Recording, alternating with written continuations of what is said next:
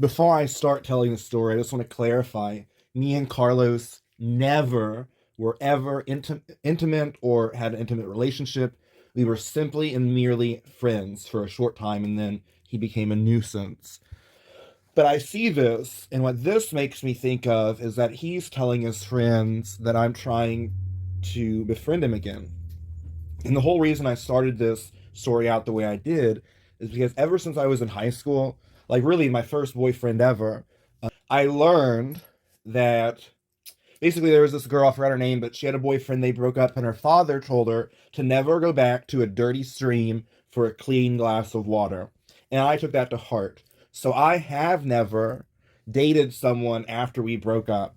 I can't say that for friends, but for the majority of the time, once we become friends, if there's a falling out, it probably will stay that way. There has been a select few that came back to me, approached me, and apologized to me, and we, I don't want to say rekindled our friendship because we didn't hang out that much, but we were at least on good terms. So again, I have always been taught and learned to never go back to a dirty stream for a clean glass of water.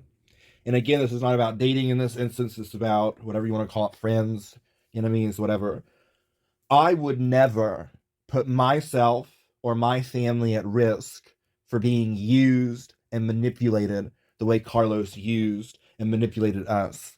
He, there, me, my family, everyone involved never gave him any hate or negativity.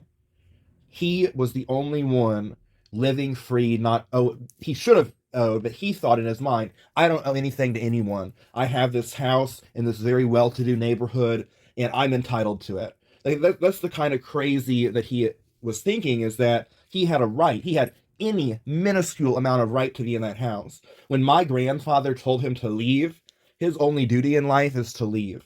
And again, in other videos, I explained to you that I'm the reason he doesn't have burglary on his criminal record. Because my grandfather, if he had found out, when I found out that he broke into the garage and was living there for a couple days, if my grandfather found out, he would have called the police. And as I mentioned in other videos, the location we were at, my grandfather was the mayor of for 20 years. And if he wanted someone arrested, it would happen. So, and again, he broke into the garage. So it was because of me intentionally calling my father instead of my grandfather that my dad made the plan.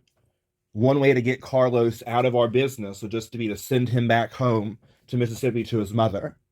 So, with that said, it is me and my father. It was my choice of not telling my grandfather and telling my dad, and it was my dad's choice of showing him mercy and kindness, which he lacks, or at least lacked towards us, and send him back home. So he got a free roof over his head that wasn't supposed to be free and wasn't supposed to be more than 3 weeks. But for about 11 months, he got his own job that I gave him. He got a bike that I gave him. And then eventually he got a plane ticket that I gave him. And now he wants to pretend that he did nothing wrong when everyone who's still alive, which is my parents, and even Marcus, would attest that he took advantage of us. He wasn't supposed to be there. He was not welcomed there. And it was only because I didn't want to ruin his life and get him locked up that we didn't call the police. My grandfather, at a different point, wanted to call the police because he thought Carlos, which Carlos probably was. I said he wasn't at the time, but looking back at it, I think my grandfather was right. But my grandfather said that Carlos was stealing, and I talked him out of that. So when I say that I am literally God's mercy and Carlos's saving grace, I mean that. It is because of me that he doesn't have a criminal record, or at least one in Louisville that I know of. But I do know, based on the mail that he got at my grandfather's house after we sold it, the person who bought the house, I don't know why he did this, but he opened up all the mail and then gave it to my father. So we found out that he had several thousands of dollars of outstanding loans. And I actually contacted one of his ex-boyfriends, Chris, who said that the FBI had actually been after him. So again, I don't think anyone would want to be friends with someone that acts like that.